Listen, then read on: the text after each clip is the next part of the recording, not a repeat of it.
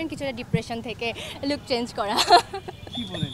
নায়িকা তো আসলে নায়িকা হয়েছি, কিন্তু নায়িকা হওয়ার জন্য যেই এক্সপেরিয়েন্স লাগে বা অনেক বছরের একটা কি বলবো, হ্যাঁ এক্সপেরিয়েন্স যেটাকে বলে, ওটা তো আমার আসলে খুবই কম।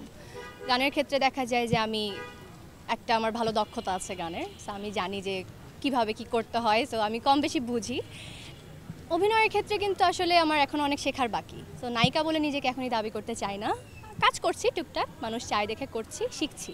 দেখা যায় যে আমি হয়তোবা যদি 20টা স্ক্রিপ্ট পাই, আমার হয়তোবা একটাই কাজ করা হয়, দুটাই কাজ করা হয়। দেখা যায় মোস্ট অফ দ্যাম আসলে আমার মনে হয় যে আমার সাথে যাচ্ছে না জিনিসটা, খারাপ বলবো না, বাট আমার সাথে কেন জানি যায় না। সো মেবি এই জন্য আমি সময় নেই, এই জন্য হয়তো আমি অভিনয় জগতে একটু কম আসি।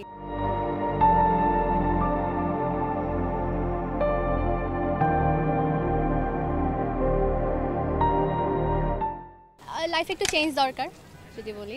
অনেক বছর ধরে আসলে আমি তো কখনো হেয়ার কালারও করিনি বা এরকম চেঞ্জ আমি কখনো করিনি। ইচ্ছে হলো একটু করি, যেহেতু এখন একটা ডিফারেন্ট লাইফ লিড করছি।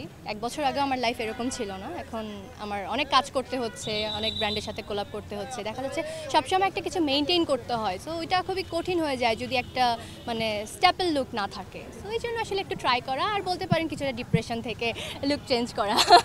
কি বলেন? ডিপ্রেশন থেকে লুক চেঞ্জ, তারপর হাসি-খুশি বিষয়টা একটু খোলাসা করতে। হাসির সাথে ডিপ্রেশনের কোনো সম্পর্ক নেই আসলে।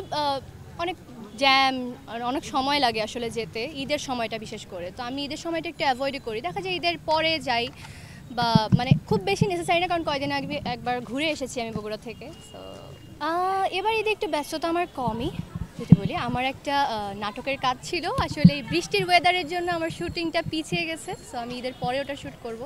সো ঈদে আমার নাটক আসছে না, ঈদের পরে আসবে, ঈদে যেটা করার কথা ছিল।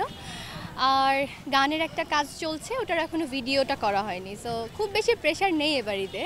অন্যান্য কাজ করছি, ধরেন যে ইনফ্লুয়েন্সিং বা ব্র্যান্ডিংয়ের কাজগুলো করা হচ্ছে, তবে গান অভিনয় এসব একটু কমই ব্যস্ততা যাচ্ছে ঈদে। গান করতে বেশি পছন্দ করি, ভালোবাসি। আমি ছোট থেকেই গান করি, তো এটা আমার মনে হয় যে আমার ভেতর থেকে আসে। আর বাকিগুলো হচ্ছে আমার তৈরি করে নেওয়া, ক্রিয়েট করা কোনো কিছু।